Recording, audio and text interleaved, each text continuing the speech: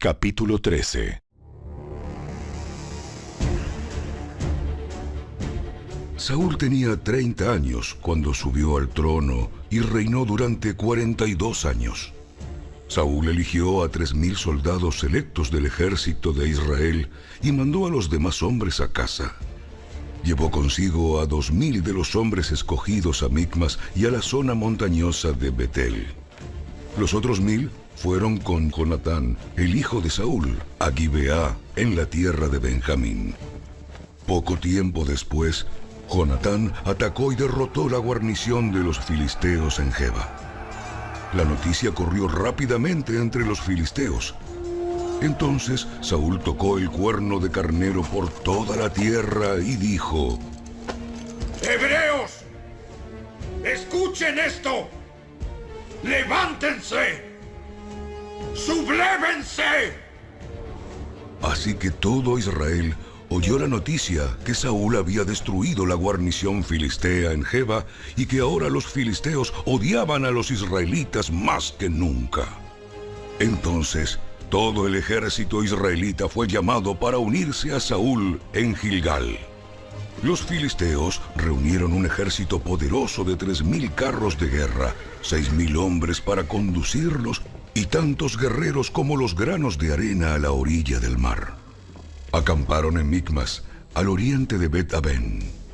Los hombres de Israel vieron el gran aprieto en el que se encontraban y, como estaban fuertemente presionados por el enemigo, trataron de esconderse en cuevas, matorrales, rocas, hoyos y cisternas. Algunos cruzaron el río Jordán y escaparon a la tierra de Gad y de Galaad. Mientras tanto, Saúl se quedó en Gilgal y sus hombres temblaban de miedo. Durante 7 días, Saúl esperó allí, según las instrucciones de Samuel, pero aún así Samuel no llegaba. Saúl se dio cuenta de que sus tropas habían comenzado a desertar, de modo que ordenó: ¡Tráiganme la ofrenda quemada y las ofrendas de paz! Y Saúl mismo sacrificó la ofrenda quemada. Precisamente cuando Saúl terminaba de sacrificar la ofrenda quemada, llegó Samuel. Saúl salió a recibirlo, pero Samuel preguntó: ¿Qué has hecho? Saúl le contestó: Vi que mis hombres me abandonaban, y que tú no llegabas cuando prometiste, y que los filisteos ya están en Micmas listos para la batalla. Así que dije: los filisteos están listos para marchar contra nosotros en Gilgal, y yo ni siquiera he pedido ayuda al Señor. De manera que me vi obligado a ofrecer yo mismo la ofrenda quemada antes de que tú llegaras. ¡Qué tontería! No obedeciste al mandato que te dio el Señor tu Dios. Si lo hubieras obedecido, el Señor habría establecido tu reinado sobre Israel para siempre. Pero ahora tu reino tiene que terminar, porque el Señor ha buscado a un hombre conforme a su propio corazón. El Señor ya lo ha nombrado para ser líder de su pueblo, porque tú no obedeciste el mandato del Señor. Después, Samuel salió de Gilgal y siguió su camino, pero el resto de las tropas fue con Saúl a encontrarse con el ejército. De Gilgal subieron a Gibeá, en la tierra de Benjamín. Cuando Saúl contó los hombres que todavía estaban con él, descubrió que solo quedaban 600. Saúl, Jonatán y las tropas acampaban en Geba, en la tierra de Benjamín, mientras que los filisteos levantaron su campamento en Micmas. 3 destacamentos de asalto pronto salieron del campamento de los filisteos. Uno fue al norte hacia Ofra, en la tierra de Sual. Otro fue al occidente, a Bet-Horón, y el tercero avanzó hacia la frontera sobre el valle de Seboín, cerca del desierto. No había herreros en la tierra de Israel en esos días. Los filisteos no los permitían por miedo a que forjaran espadas y lanzas para los hebreos. Entonces, cada vez que los israelitas necesitaban afilar sus rejas de arado, picos, hachas y hoces, tenían que llevarlos a un herrero filisteo. Lo que cobraban era lo siguiente: 8 gramos de plata por afilar una reja de arado o un pico, y 4 gramos por afilar un hacha o hacer la punta de una aguijada para bueyes. Por eso, el día de la batalla, nadie del pueblo de Israel tenía espada o lanza, excepto Saúl y Jonatán. El paso de Micmas, mientras tanto, había sido asegurado por un contingente del ejército filisteo.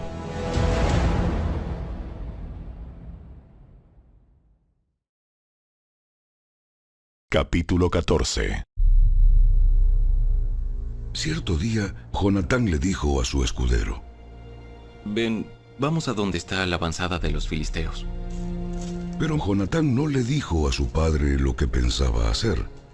Mientras tanto, Saúl y sus 600 hombres acamparon en las afueras de Gibeá, alrededor del árbol de granadas de Migrón. Entre los hombres de Saúl estaba Ahías, el sacerdote que vestía el efod, el chaleco sacerdotal. Ahías era hijo de Ahitob, hermano de Icabod, hijo de Finés, hijo de Elí, sacerdote del Señor que había servido en Silo. Nadie se dio cuenta de que Jonatán había dejado el campamento israelita. Para llegar al puesto de avanzada de los filisteos, Jonatán tuvo que descender de entre los peñascos llamados Boses y Sene. Un peñasco estaba al norte, frente a Micmas. El otro estaba al sur, delante de Geba. Crucemos hasta la avanzada de esos paganos. Tal vez el Señor nos ayude, porque nada puede detener al Señor. Él puede ganar la batalla, ya sea que tenga muchos guerreros o solo unos cuantos. Haz lo que mejor te parezca. Estoy contigo, decidas lo que decidas. Muy bien. Cruzaremos y dejaremos que nos vean. Si nos dicen, quédense donde están o los mataremos, entonces nos detendremos y no subiremos hacia ellos. Pero si nos dicen, suban y peleen, entonces subiremos. Esa será la señal del Señor, de que nos ayudará a derrotarlos. Cuando los filisteos vieron que se acercaban, gritaron: ¡Miren! ¡Miren! ¡Los hebreos salen de sus escondites! Entonces los hombres de la avanzada le gritaron a Jonatán: ¡Suban aquí! ¡Suban aquí! ¡Y les daremos una lección! ¡Les daremos una lección! ¡Vamos! ¡Sube detrás de mí! Porque el Señor nos ayudará a derrotarlos. Así que escalaron usando pies y manos. Entonces los filisteos caían ante Jonatán y su escudero mataba a los que venían por detrás. Mataron a unos 20 hombres en total y sus cuerpos quedaron dispersos en un espacio de 1/4 hectárea. De repente, el ejército de los filisteos se llenó de pánico, tanto los que estaban en el campamento como los que estaban en el campo, hasta las avanzadas y los destacamentos de asalto. Y en ese preciso momento hubo un terremoto y todos quedaron aterrorizados. Entonces, los centinelas de Saúl en Gibeá de Benjamín vieron algo muy extraño. El inmenso ejército filisteo comenzó a dispersarse en todas direcciones. ¡Pasen lista y averigüen quién falta! Ordenó Saúl. Y cuando hicieron el recuento, descubrieron que Jonatán y su escudero no estaban. Entonces Saúl le gritó a Ahías: ¡Trae el efod aquí! Pues en ese tiempo Ahías llevaba puesto el efod delante de los israelitas. Pero mientras Saúl hablaba con el sacerdote, la confusión en el campamento de los filisteos era cada vez más fuerte. Entonces Saúl le dijo al sacerdote: ¡No importa! ¡Vamos ya! Enseguida Saúl y sus hombres corrieron a la batalla y encontraron que los filisteos estaban matándose unos a otros. Había una terrible confusión en todas partes. Aún los hebreos que anteriormente se habían unido al ejército filisteo se rebelaron y se unieron a Saúl, a Jonatán y al resto de los israelitas. De igual manera, los hombres de Israel que estaban escondidos en la zona montañosa de Efraín, cuando vieron que los filisteos huían, se unieron a la persecución. Así que en ese día el Señor salvó a Israel, y la recia batalla se extendió aún más allá de Bet-Aven. Ahora bien, Ese día los hombres de Israel quedaron agotados porque Saúl los había puesto bajo juramento diciendo: ¡Que caiga una maldición sobre cualquiera que coma antes del anochecer!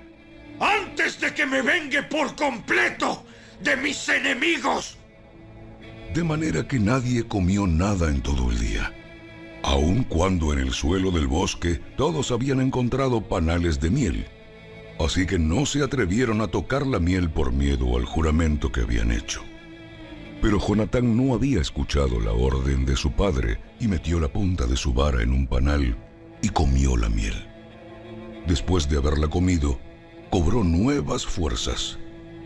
Pero uno de los hombres lo vio y le dijo: Tu padre obligó al ejército que hiciera un juramento estricto, que cualquiera que comiera algún alimento hoy sería maldito. Por eso todos están cansados y desfallecidos. Mi padre nos ha creado dificultades a todos. Una orden como esa solo puede causarnos daño. Miren cómo he cobrado nuevas fuerzas después de haber comido un poco de miel. Si a los hombres se les hubiera permitido comer libremente del alimento que encontraran entre nuestros enemigos, imagínese a cuántos filisteos más habríamos podido matar. Así que los israelitas persiguieron y mataron a los filisteos todo el día desde Micmas hasta Ajalón, pero los soldados iban debilitándose. Esa noche se apresuraron a echar mano del botín y mataron ovejas, cabras, ganado y becerros, pero los comieron sin escurrirles la sangre. Entonces alguien le informó a Saúl: Mira, los hombres están pecando contra el Señor al comer carne que todavía tiene sangre. ¡Eso está muy mal! Busquen una piedra grande y háganla rodar hasta aquí. Luego vayan entre las tropas y díganles: tráiganme el ganado, las ovejas y las cabras. Mátenlos aquí y escúrranles la sangre antes de comérselos. No pequen contra el Señor al comer carne que aún tiene sangre. Así que esa noche las tropas llevaron sus animales y los mataron allí. Luego Saúl construyó un altar al Señor. Fue el primer altar que él le construyó al Señor. Después Saúl dijo: Persigamos a los filisteos toda la noche y saqueemos sus bienes hasta el amanecer. Destruyamos hasta el último hombre. Sus hombres respondieron: Haremos lo que mejor te parezca. Pero el sacerdote dijo: Primero, consultemos a Dios. Entonces Saúl le preguntó a Dios: ¿Debemos perseguir a los filisteos? ¿Nos ayudarás a derrotarlos? Pero Dios no respondió ese día. Entonces Saúl les dijo a los líderes: Algo anda mal. Que vengan aquí todos los comandantes de mi ejército. Debemos descubrir qué pecado se ha cometido hoy. Juro, por el nombre del Señor, quien rescató a Israel, que el pecador morirá. Aun si fuera mi propio hijo Jonatán. Pero nadie se atrevía a decirle cuál era el problema. Entonces Saúl dijo: Jonatán y yo nos pondremos aquí, y todos ustedes se pondrán allá. Y el pueblo respondió a Saúl: Lo que mejor te parezca. Lo que mejor te parezca. Entonces Saúl oró: Oh Señor, Dios de Israel, por favor, muéstranos quién es culpable y quién es inocente. Entonces hicieron un sorteo sagrado, y Jonatán y Saúl fueron señalados como los culpables, y los demás declarados inocentes. Después dijo Saúl: Ahora hagan otro sorteo para señalar si es Jonatán o soy yo. Entonces Jonatán fue indicado como el culpable. Dime lo que has hecho. Probé un poco de miel. Fue solo un poco en la punta de mi vara. ¿Merece eso la muerte? Sí, Jonatán. debes morir. ¡Que Dios me castigue! ¡E incluso me mate! ¡Si no mueres por esto! Pero la gente intervino y le dijo a Saúl: Jonatán ganó esta gran victoria para Israel. ¡Debe morir! ¡Debe morir! De ningún modo. Tan cierto como que el Señor vive, que ni un solo cabello de su cabeza será tocado. Porque hoy Dios lo ayudó a hacer esta gran proeza. De modo que la gente salvó a Jonatán de la muerte. Entonces Saúl llamó a su ejército y no persiguieron más a los filisteos, y los filisteos volvieron a sus casas. Cuando Saúl aseguró su posición de rey sobre Israel, peleó contra sus enemigos en todas las direcciones, contra Moab, Amón, Edom, los reyes de Soba y los filisteos. Y dondequiera que iba, obtenía la victoria. Realizó grandes proezas y conquistó a los amalecitas, y así salvó a Israel de todos aquellos que lo habían saqueado. Los hijos de Saúl eran Jonatán, Isboset y Malquisúa. También tuvo 2 hijas, Merab, la mayor, y Mical. La esposa de Saúl era Ahinoam, la hija de Ahimaas. El comandante del ejército de Saúl era Abner, hijo de Ner, tío de Saúl. Cis, el padre de Saúl, y Ner, el padre de Abner, eran hijos de Abiel. Los israelitas pelearon constantemente con los filisteos durante toda la vida de Saúl. Así que cada vez que Saúl veía a un joven fuerte y valiente, lo reclutaba en su ejército.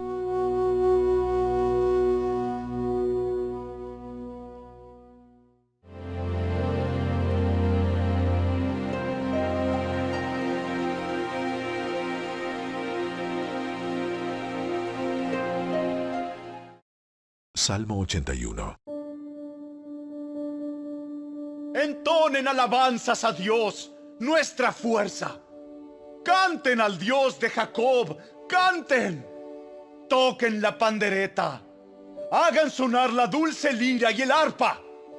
Toquen el cuerno de carnero en la luna nueva y otra vez en la luna llena para convocar a un festival.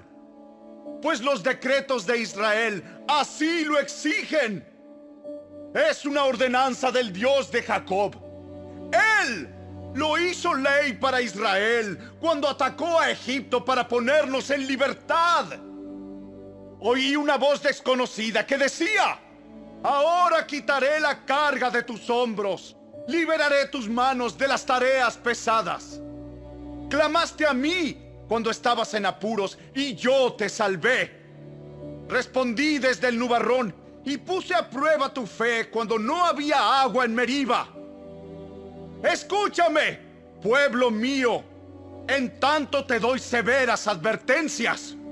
Oh Israel, si tan solo me escucharas. Jamás debes tener un Dios extranjero. Nunca debes inclinarte frente a un Dios falso. Pues fui yo, el Señor tu Dios, quien te rescató de la tierra de Egipto. Abre bien tu boca y la llenaré de cosas buenas. Pero no, mi pueblo no quiso escuchar. Israel no quiso que estuviera cerca. Así que dejé que siguiera sus tercos deseos y que viviera según sus propias ideas. Oh, si mi pueblo me escuchara. Oh, si Israel me siguiera y caminara por mis senderos. Qué rápido sometería a sus adversarios. Qué pronto pondría mis manos sobre sus enemigos. Los que odian al Señor se arrastrarían delante de Él. Quedarían condenados para siempre. Pero a ustedes los alimentaría con el mejor trigo. Los saciaría con miel silvestre de la roca.